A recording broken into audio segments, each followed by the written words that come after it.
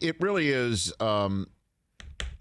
disappointing. And just to, I guess, start this show by putting a bow on this, because I think today is the last news cycle day out of it, unless we hear something else. I mean, yesterday it was Miles Sanders going on local radio in Philadelphia saying nobody understood the decision to take a knee on game 256 by putting in Nate Sudfeld. Nobody understood that, didn't know who made that decision, and the coach had come out and said, I made the decision.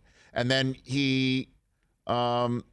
then we hear from the previous day Joe Judge lobbing what I said, all those comments about, without mentioning the Eagles, without mentioning the coach's name, saying that we won't do that here for the Giants. And I said essentially on yesterday's show, just to recap it, that was like pulling the pin on a grenade, lobbing it back down the New Jersey Turnpike to land in the Philadelphia Eagles locker room and have it explode amongst the fire that had already broken out amongst all of the, we assume, players who had a big problem with Jalen Hurts not finishing that game.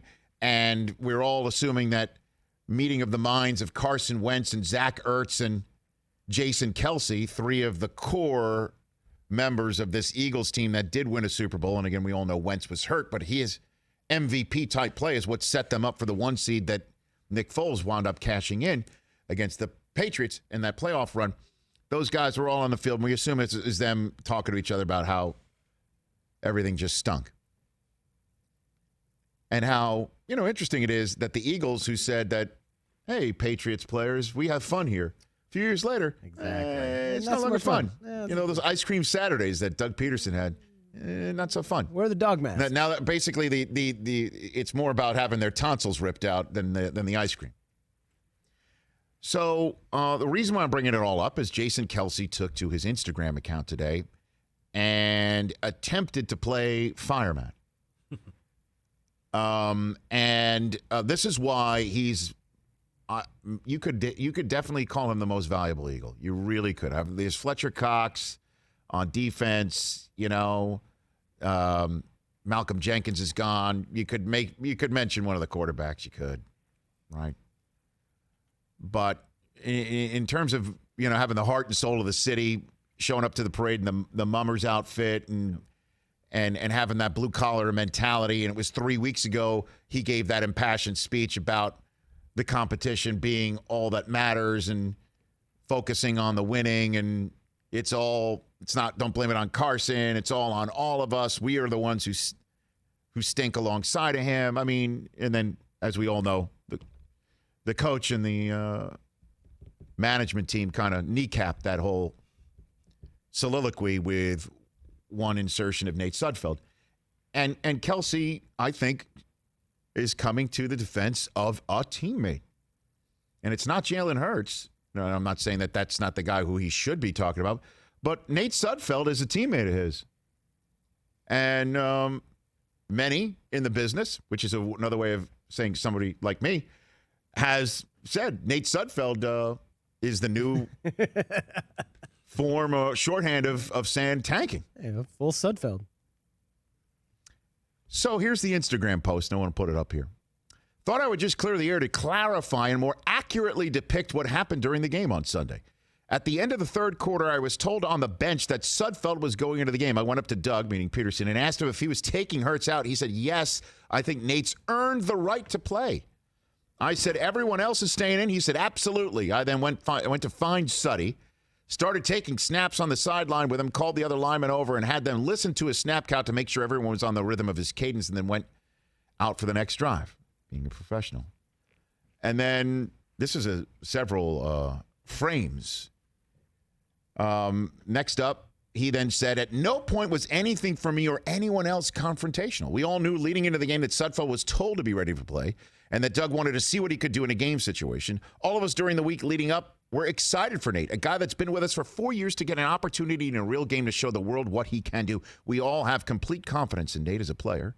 There's a reason he's been here this long and a reason the team brought him back, and that's because we feel like Nate is a guy we can win with. This guy a great teammate or what?